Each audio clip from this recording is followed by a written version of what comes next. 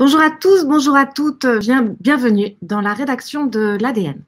Comme tous les vendredis, nous vous accueillons à la rédaction pour revenir avec vous sur une tendance que nous avons pu décrypter au cours des derniers jours. Aujourd'hui, il sera question de Black Friday. Alors, Black Friday, les observateurs en Amérique nous disent que celui de 2020 va faire vraiment une rupture, il y aura un avant et un après. Et ils disent que réellement, ça structure ce fameux monde d'après dont on a tant parlé lors du premier confinement.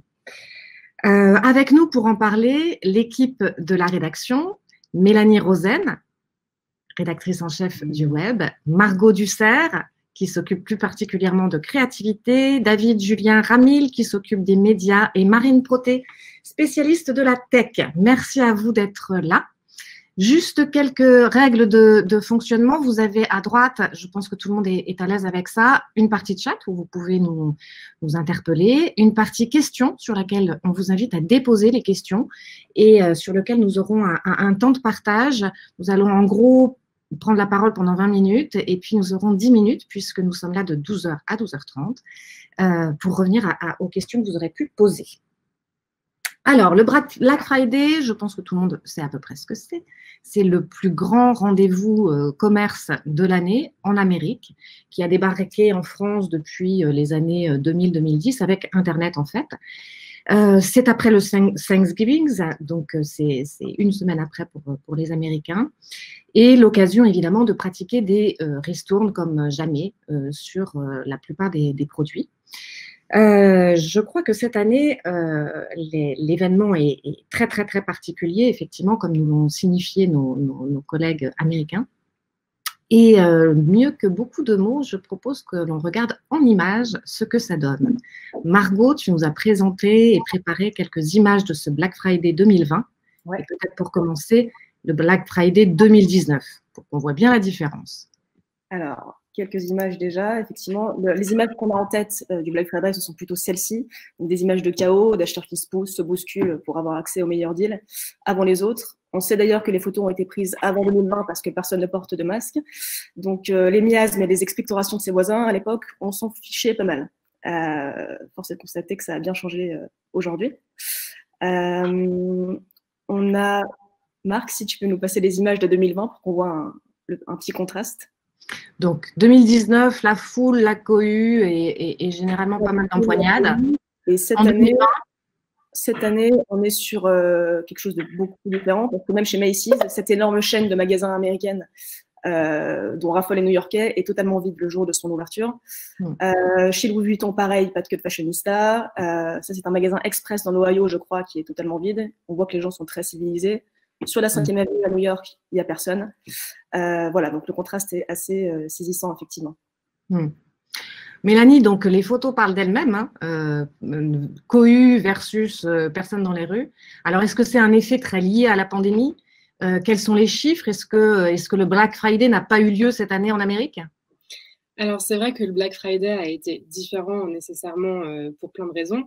Par contre, il a quand même eu lieu. Déjà, si on commence à regarder un petit peu les chiffres, on se rend compte qu'en ligne, notamment, ça a été vraiment une année record. On a les chiffres d'Adobe, par exemple, qui suivent en temps réel les ventes en ligne de 80% des plus grands distributeurs aux États-Unis. Et les chiffres sont vraiment éloquents puisque, au total, cette année, les consommateurs et les consommatrices ont dépensé 9 milliards de dollars en ligne vendredi dernier. Ça fait une progression de combien par rapport à l'année dernière? Alors, c'est une progression de 21,6%, donc c'est quand même très conséquent. On n'atteint pas les prévisions hautes d'Adobe qui misaient sur des chiffres compris entre 8,9 et 9,6 milliards de dollars, mais ça reste quand même très conséquent. Et alors, en termes de catégories de produits, toutes les catégories sont concernées ou il y a des marchés plus propices au Black Friday? Alors, il y a des marchés qui sont plus propices naturellement, la tech notamment qui est vraiment surreprésentée, l'électronique, la technologie. On a aussi pas mal de jouets et les articles de sport qui sont parmi les catégories les plus populaires. Alors, Margot nous a montré les photos. Est-ce que des commentateurs ont pu nous raconter un peu ce qui s'était passé vendredi dernier, puisque le Black Friday en Amérique s'est tenu vendredi dernier, donc le 27 novembre. Oui, Est-ce que réellement la désertion, c'est au-delà des images? Ouais, c'est vraiment. Alors c'est un phénomène qui a déjà, qui était un peu initié avant même la pandémie, la désertion des magasins. Si on prend les chiffres de Macy's par exemple, qui est un des plus grands magasins américains, c'est un peu l'équivalent de nos Galeries Lafayette en France. On a des chiffres qui sont assez, encore une fois, éloquents, puisque c'est des baisses de vente de plus de 20% qui ont été constatées au cours des 3 derniers trimestres. Et évidemment, c'est particulièrement vrai en ce moment. Il y a certaines personnes qui y travaillent qui expliquent que certaines journées, il y a plus d'employés que de clients dans les rayons. Ça veut tout dire. Il y a aussi des emplois qui se réinventent. C'est plus des gens qui conseillent les clients en magasin, mais des gens qui préparent la majorité des commandes en ligne. Alors là, c'est carrément un effet pandémie, j'imagine. Oui, alors il y a l'effet pandémie.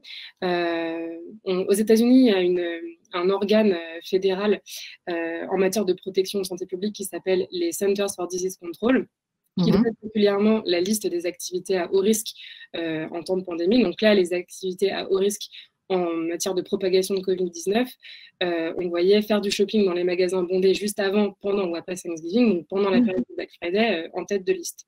À l'inverse, il y avait des conseils sur ce qui était recommandé de faire, plutôt des activités, on va dire, safe, et faire du shopping en ligne plutôt qu'en personne était vivement recommandé. Donc, il y a cet aspect-là, l'encouragement à faire des achats en ligne, d'une part, d'autre part, des clients qui sont un peu craintifs, et enfin, des magasins qui font face à des restrictions en matière de capacité d'accueil. Ce qui fait que tous ces acteurs-là, traditionnellement très actifs en période de Black Friday, avaient un peu pris les devants.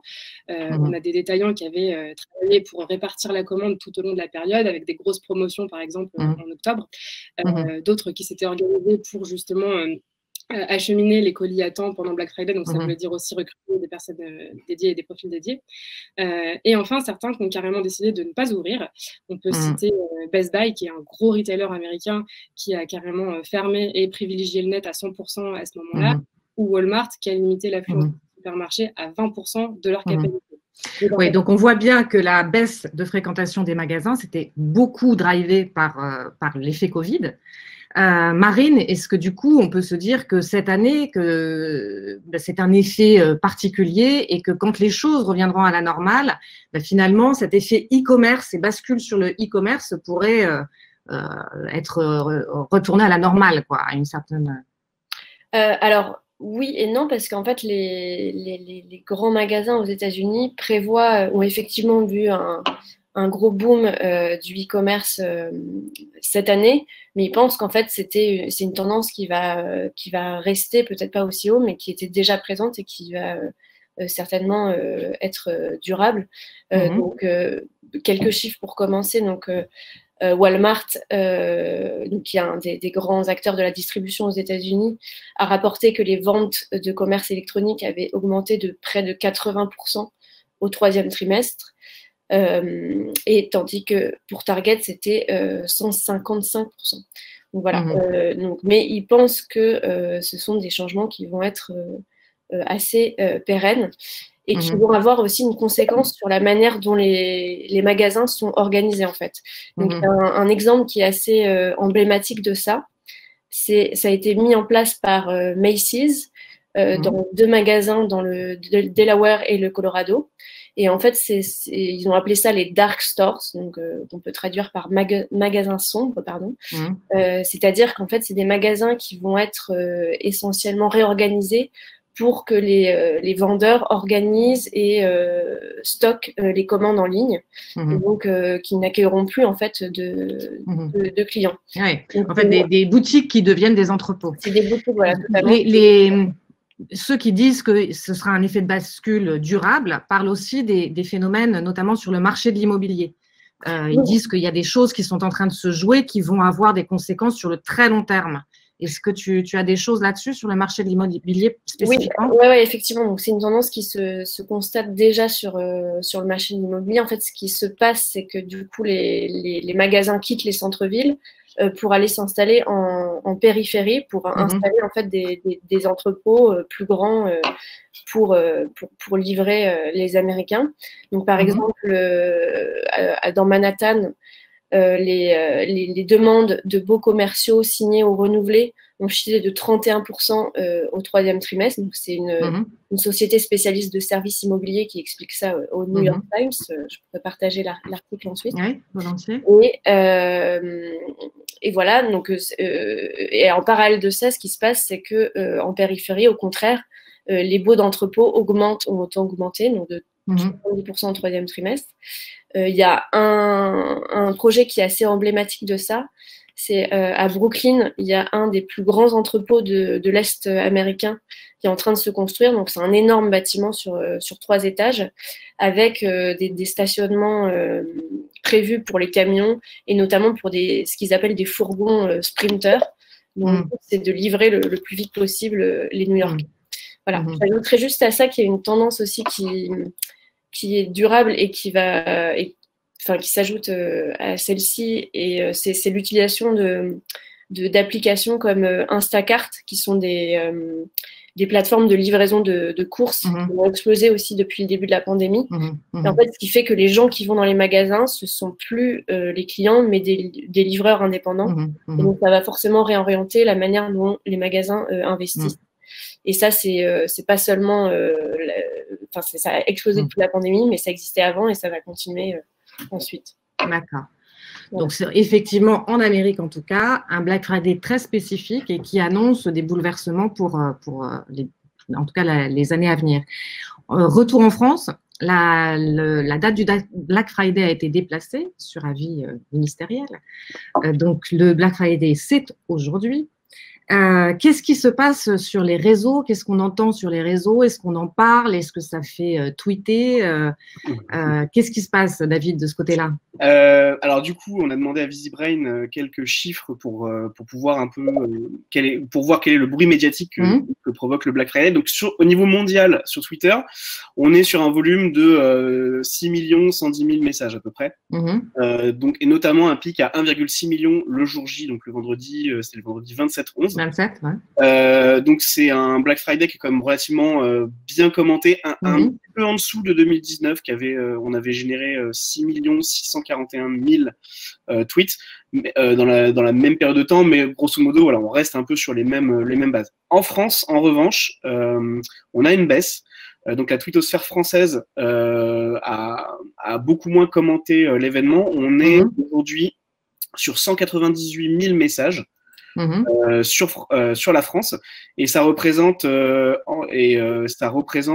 sur l'ensemble de l'événement Black Friday mondial, ça représente 2,6% des messages, donc la France est vraiment un tout petit secteur, et c'est surtout 2,5 fois moins de tweets qu'en 2019 sur la même période de temps. Ça veut dire, alors on peut estimer que le Black Friday est tombé vraiment en plein deuxième, qu'il y a eu toutes les histoires de reconfinement, etc. Donc peut-être que les gens ont eu beaucoup moins ça en tête. Peut-être que le mouvement s'essouffle aussi sur la longueur. Ça, c'est difficile à savoir, qu'on va voir sur les autres années, quoi. Du coup, là, tu nous as parlé de Twitter. Qu'est-ce qui se passe sur Instagram? Parce que Twitter, c'est peut-être pas le meilleur endroit pour parler d'achat, de shopping. C'est ça. En fait, ce qui est assez intéressant, c'est que on a vraiment une différence entre Twitter et Instagram. Alors sur Instagram, j'ai moins de chiffres. Néanmoins, ce qui est assez intéressant, c'est de savoir que les marques et les produits qui sont le plus cités, notamment par les influenceurs, ce sont principalement des marques de lifestyle et de mode et beauté. Alors que si on est sur Twitter, on est beaucoup plus sur la tech et du gaming. Bon, de là à dire que Twitter c'est pour les garçons et Insta pour les filles, c'est un peu grossier, mais voilà, on est un peu grossier. Là, quand même. Alors, on sait qu'en France notamment, depuis 2 ou 3 ans, il y a pas mal de contre-mouvements. Le Green Friday, des bleus, blancs, rouges Friday maintenant. Est-ce que ça, on le sent émerger sur les réseaux sociaux ou ça se voit pas du tout? Alors, pour le Green Friday, effectivement, c'est un hashtag qui est censé nous inciter à consommer de manière plus responsable. C'est beaucoup plus commenté sur Instagram que sur Twitter. Sur Insta, on le retrouve dans 24% des publications. C'est pas mal. Sur Twitter, c'est 4%. Voilà. Alors, c'est pas étonnant parce que les produits de la tech, on sait que c'est pas forcément ce qu'il y a de plus durable ni de plus éco-responsable. Et vu que c'est ce qui est le plus mis en avant sur Twitter, c'est pas étonnant. Quant au Bleu, Blanc, Rouge Friday, donc qui était une initiative qui était censée mettre en avant les marques françaises, les chiffres que j'ai, donc qui remontent à mardi, ceux-là, c'est spécifiquement, on était à 74 tweets. Donc, non. Ouais, c'est rien, ça pèse pas.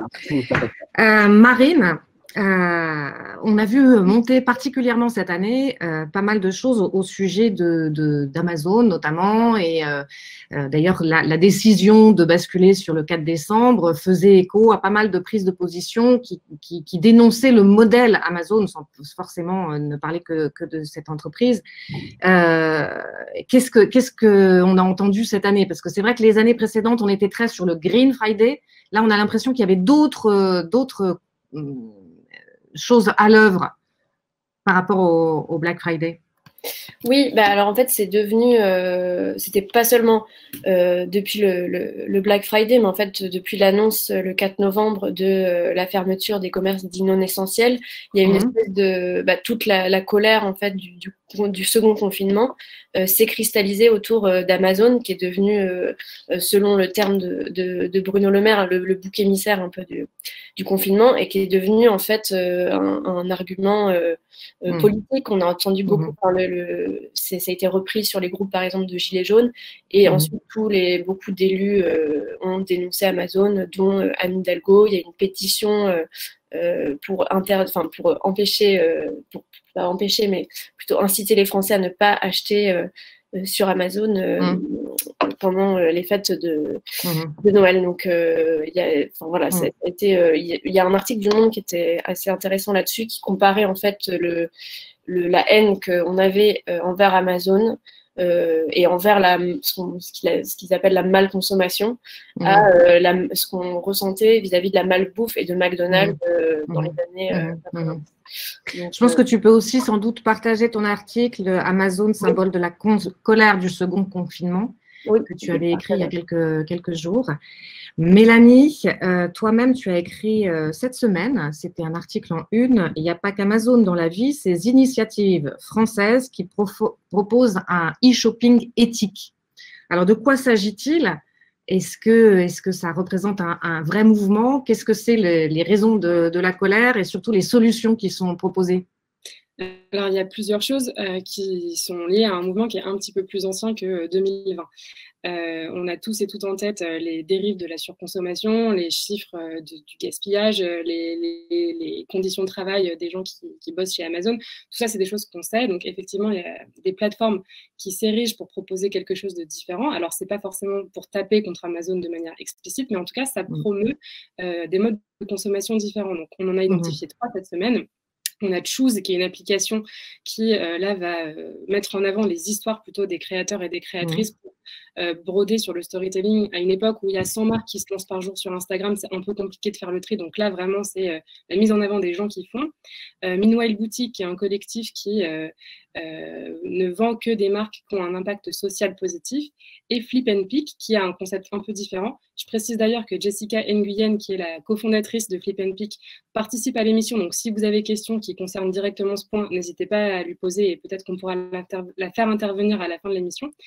Donc, Flip and Pick, l'objectif, c'est de faire revenir les gens dans les commerces de proximité. Alors, il y a la pandémie qui complique un peu tout ça, mais l'idée, c'est simple, c'est, voilà, si j'aime beaucoup mon libraire, je le prends en photo en train d'échanger avec un client, je la poste sur l'application et ça avertit les gens qui se trouvent dans un rayon alentour de cette boutique qui existe et ils peuvent s'y rendre. Donc, le concept et le constat, c'est simple, c'est qu'en fait, il y a un gros manque à combler en termes de présence numérique des commerçants indépendants, qui est vraiment pré-pandémie. Il a été exacerbé là, on s'en est tous rendu compte parce qu'on ne pouvait plus aller chez nous. C'est ça, on a l'impression qu'on savait qu'il y avait cet énorme retard. L'effet Covid, c'est qu'ils ont compris l'intérêt de s'y mettre et du coup, il y a des initiatives qui explosent, quoi. Voilà, qui viennent de leur part ou d'ailleurs. On avait écrit un article sur 4 idées pour soutenir les commerces indépendants pendant le reconfinement que je vous partagerai. Il y avait par exemple cette carte interactive avec les librairies qui étaient disposées à faire du click and collect, par exemple.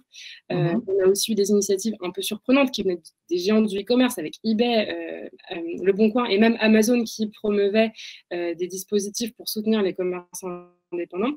Et donc là, voilà, je parlais de Flip and Pick, qui montre bien qu'en fait, il n'y a pas du tout d'accompagnement ni de formation au numérique de ces commerçants. Que ce soit par manque de moyens ou par manque de temps, on se rend bien compte que faire un post Instagram ou faire une campagne de pub sur Facebook, ça devient un budget, un investissement qu'il soit temps et financier et qui est complètement inexistant aujourd'hui. D'accord. Tu parlais de ton intervenante qui était avec nous. Est-ce que tu peux dire plus au sujet de son modèle et du modèle qu'elle propose et de la manière dont ça fonctionne? Oui, donc en fait, Flip and Pick, c'est 2 services. Il y a un site qui fonctionne comme une boutique de e-commerce avec que des créateurs made in France et une application qui est là, pas faite pour la consommation, enfin, c'est pas de l'achat direct. Mais voilà, l'idée, c'est vraiment construit un peu comme un réseau.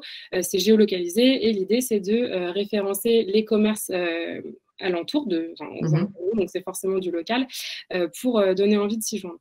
En parallèle de ça, ce que propose le service pour ces indépendants, c'est un service d'accompagnement en termes de communication et de présence, que ce soit sur les réseaux sociaux ou en ligne de manière générale. Et les formules donc, varient en fonction des besoins, évidemment. Mais ça montre bien que voilà, il y a ce manque-là qui a été cristallisé par la pandémie et plutôt par le confinement, puisqu'on avait des commerces qui étaient complètement fermés, mais qui montre à quel point, en France en tout cas, on a du mal à accorder une présence en ligne à ces commerces traditionnels. Alors effectivement, tu citais les 4 idées pour soutenir les commerces qui donnent plusieurs initiatives. Et la tendance post-confinement, alors c'est Alice Huot qui n'a pas pu être présente aujourd'hui avec nous, qui avait écrit cet article et qui reparlait de ce retour du désir du commerce de proximité, qui était aussi une des tendances qui s'était très largement exprimée dans cette période post-Covid. Margot, des marques se positionnent contre le Black Friday, c'est vrai en France, c'est vrai aux États-Unis. Parmi elles, on peut citer Patagonia, qui reste vraiment toujours assez meneur sur ce type de sujet. Je crois que tu as un document à nous révéler là-dessus. Oui, effectivement, donc Patagonia qui est vraiment l'acteur de référence sur toutes les actions écologiques. À l'occasion du Black Friday, on a le CEO de la marque, qui s'appelle Ryan Gellert, qui a publié une lettre ouverte dans laquelle il demande aux consommateurs d'acheter moins et d'exiger plus. Et en fait, il revient un peu en arrière en rappelant qu'il y a à peu près 10 ans, c'était en 2011 je crois, la marque investissait une double page du New York Times avec l'annonce devenue célèbre « Don't buy this jacket », n'achetez pas cette veste. Donc c'était une pub, ou plutôt une anti-pub, qui cherchait déjà à sensibiliser les publics à la surconsommation. À ce moment-là, ils étaient assez seuls. Maintenant, ils le sont nettement moins. Ils le sont nettement moins, mais force est de constater que 10 ans plus tard, les changements dans la consommation ne sont pas forcément là, ou du moins sont en deçà des attentes, et qu'il faut continuer à marteler le message. Et c'est ce qu'ils ont fait justement en publiant un manifesto sous la forme d'un petit film qu'on peut se regarder maintenant pour clôturer cette émission si vous le souhaitez. No longer can we assume the Earth's resources are limitless. We wrote this in our first catalog in 1972. Nearly 50 years later, it's only gotten worse. Today, the clothing industry contributes up to 10% of the pollution driving the climate crisis. For as long as we've been in business, we've seen quality as an environmental issue. That's why we build clothes to endure, so you don't need to buy new as often. We make gear with recycled materials. We grow food and fiber the way nature intended. We promote safe and fair labor conditions for workers. There are some things you can do too. When you want something new, ask yourself, do I really need it? Look for one product you can use in multiple ways. Repair what you wear out and pass things down. Demand recycled. Demand fair trade. Demand organic. Buy less. Demand more.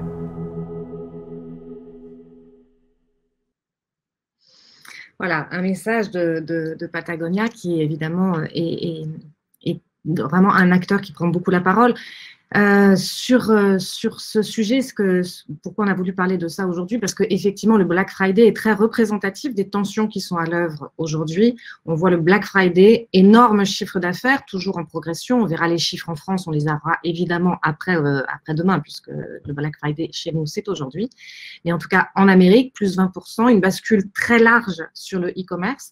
Comme le rappelle un certain nombre de nos interlocuteurs, effectivement, le marché du retail en France et aux États-Unis n'ont pas du tout les mêmes structures, mais on sait à quel point, évidemment, l'influence américaine joue sur nos pratiques et nos usages. On l'a vu puisque le Black Friday est lui-même un usage qui vient de là-bas. Alors, Gilles nous pose une question sur laquelle je pense vous aurez sans doute des choses à ajouter. Black et Green Friday expriment toujours plus la polarisation de la société. Est-ce qu'on a une idée de représentation en France pour chacun des camps? Mélanie, peut-être que tu as une idée sur ces sujets? Oui, alors j'ai pas de chiffres malheureusement, mais je pourrais me renseigner. Ce qu'il faut savoir, c'est que les années précédentes, les médias ont vraiment commencé beaucoup à critiquer un peu Black Friday pour cette espèce d'hyper-consommation organisée. Ça représente aussi la réalité de certaines catégories de gens en termes de pouvoir d'achat.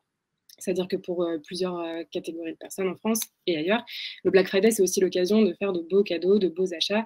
Il ne faut pas nier ça. Donc, il y a une réalité économique qui justifie, on va dire, le Black Friday, même si, évidemment, on pourrait très bien se dire que ce ne sont pas des achats qui sont nécessaires, mais on le constate encore plus aujourd'hui. Le fait qu'il y ait eu un boom des achats en ligne, c'est lié à la pandémie, mais aussi au fait que le chômage partiel ou carrément la perte d'emploi, le chômage tout court d'ailleurs aux États-Unis, a vraiment amputé une partie du pouvoir d'achat des consommateurs et des consommatrices qui se sont vraiment dépêchés de faire leurs cadeaux à ce moment-là pour les fêtes de fin d'année.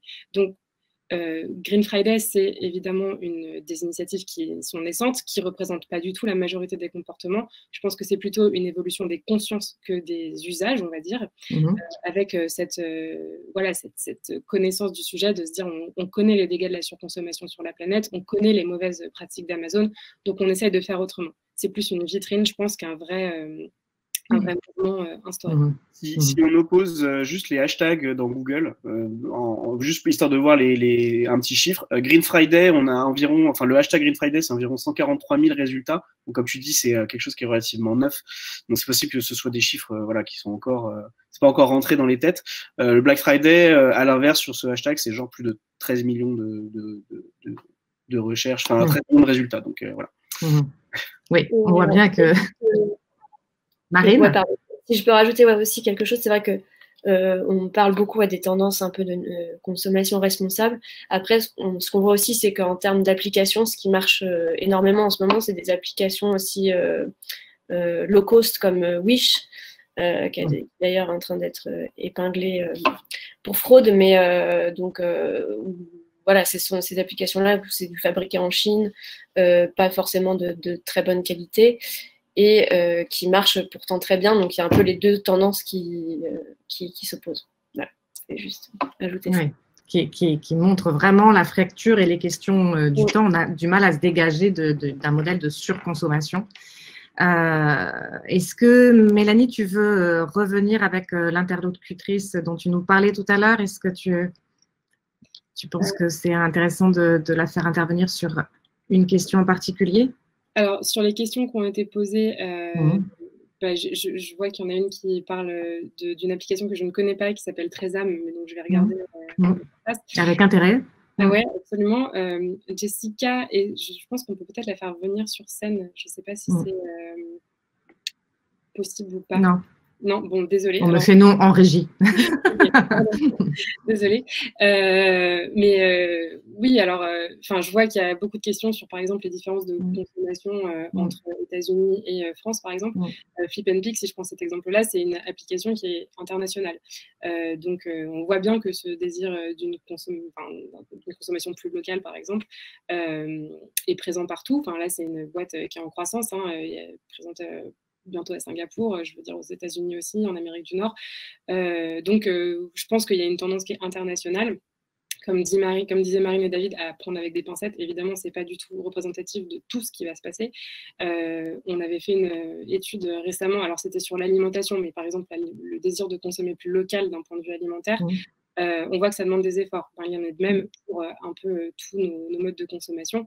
Ce qui fait qu'entre le déclaratif et l'intention d'achat, c'est bien d'avoir des services qui nous permettent de nous faciliter un petit peu la tâche.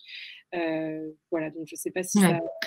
Donc clairement, pour pouvoir faire émerger ces initiatives, cette consommation locale responsable, on a besoin de voir des initiatives se créer et prendre forme pour pouvoir exister face au tsunami Black Friday.